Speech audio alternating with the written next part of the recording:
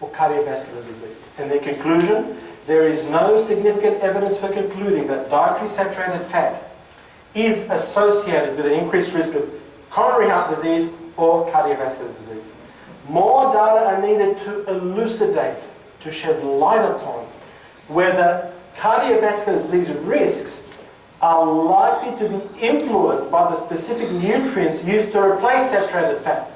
What do we replace saturated fat with? What nutrient? Carbs, right? Because carbs are low in fat. They're heart healthy. No link. Conclusive proof. No link. Not just that one. The Cochrane Review. Cochrane is an extremely prestigious scientific institution which does massive studies. It pulls together studies to answer scientific questions. In 2012, they looked at the question, sorry, you can't see that, whether reduced or modified dietary fat actually prevented cardiovascular disease. Okay, what did they find? I'll read it for you, it's a bit small. They said there is no clear health benefits of replacing saturated fats with starchy foods, carbs. In other words, reducing the total amount of fat we eat. No evidence. Cochrane Review, 2012. Show this to your doctor.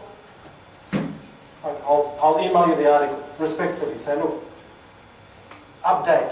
You know, we want to get with the times. We can't be stuck in the 1950s with nutrition, because the idea that saturated fat causes heart disease came about in the 1950s with actually plagiarized data, which I won't go into it, but anyway, you can ask me at the break. Another one, systematic review of evidence supporting causal link between dietary factors.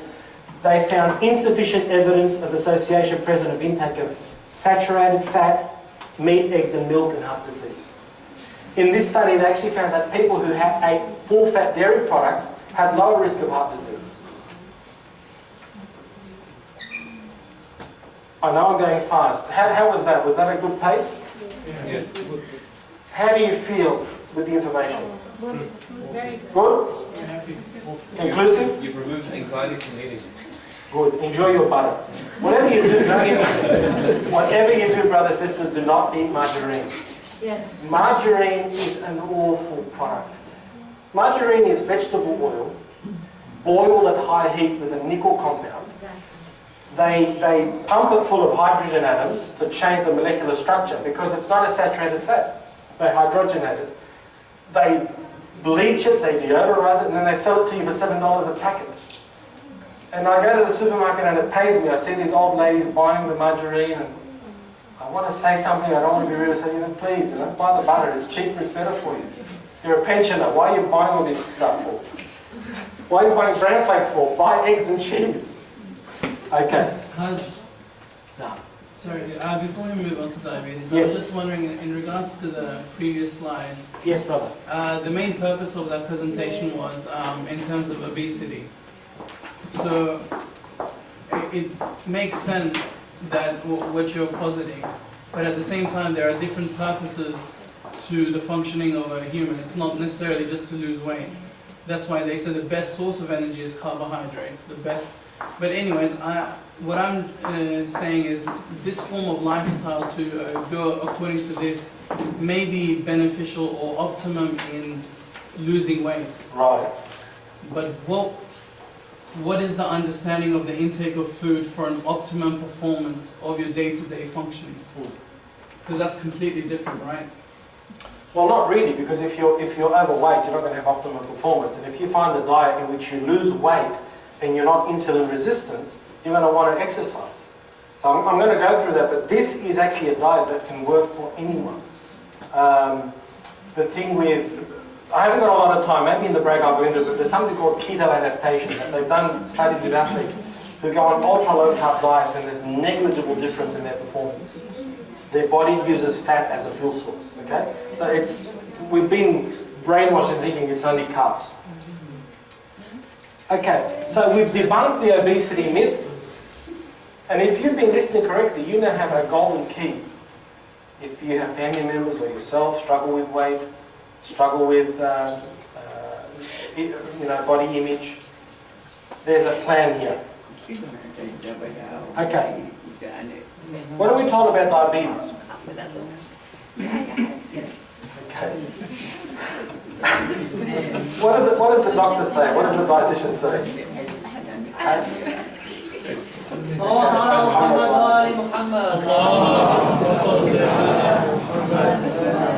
The doctor and the dietitian tells you should eat a low-fat diet that's high in complex carbs, fruit and veggies. I've worked at a number of hospitals, and the diabetic diet is atrocious. I was assessing a man with dementia and diabetes. He had his morning tea on the table. I calculated the carb content was about 160 grams. He had custard, apple puree, crackers. And this is a diabetic diet made by a dietitian, with all due respect. This is lunacy. They tell us there's no cure for diabetes. You're consigned to a life of blood glucose monitoring and medication, insulin injections if you need it. And in fact, Diabetes Australia, at their website, make this ludicrous assertion. They say that type 2 diabetes can often initially be managed with healthy eating and regular physical activity. However, over time, most people with diabetes will also need tablets, and many will also need insulin. Now wait for this. It is important to note that this is just the natural progression of the disease. In other words, if you're diabetic, this is your lot in life. You're going to end up on meds and on insulin, and there's no way out for you. Is that true? Doesn't that sound pessimistic? Okay. So remember, this is insulin doing its job properly. It's taking glucose out of the blood into the cell via the hormone insulin. This is what happens in diabetes.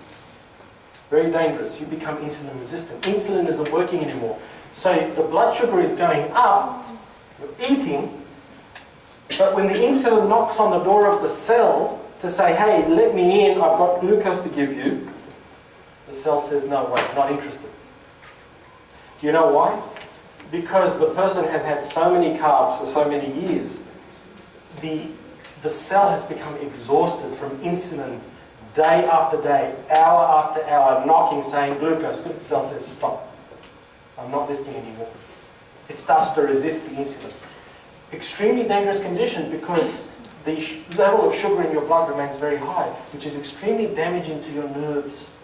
That's why diabetics have things like vision loss, dementia, poor wound healing. You do not want a lot of sugar circulating in your blood, on and on and on. It was designed by Allah subhanahu wa ta'ala to be a short-term repository to be transported to where it's needed. So basically the cell starves because it's resisting the insulin. Okay. Just in case you've forgotten, this is what increases blood sugar.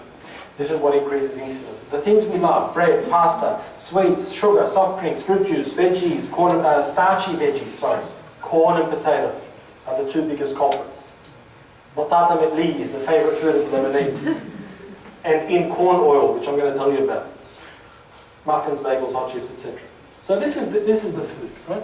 We're not here to demonize food. We're here to say this is a macronutrient. That if you are diabetic, you're intolerant to it. Doesn't it make sense that you would limit your intake of it? If that's the one nutrient that your body can't really process properly?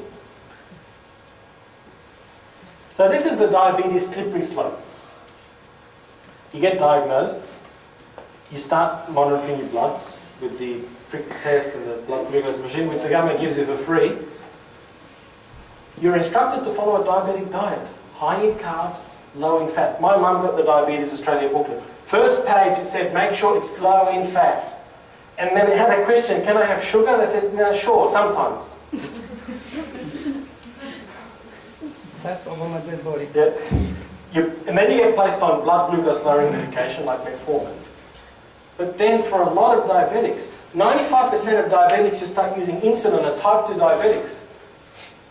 Doctor puts you on insulin because your blood sugars aren't well controlled. This is the conventional treatment. Take your injections, take your tablets, have your brain flakes with your skim milk and monitor your blood sugars. Is it working?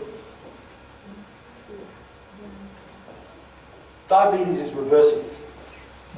Diabetes, especially at first diagnosis, is an entirely reversible condition.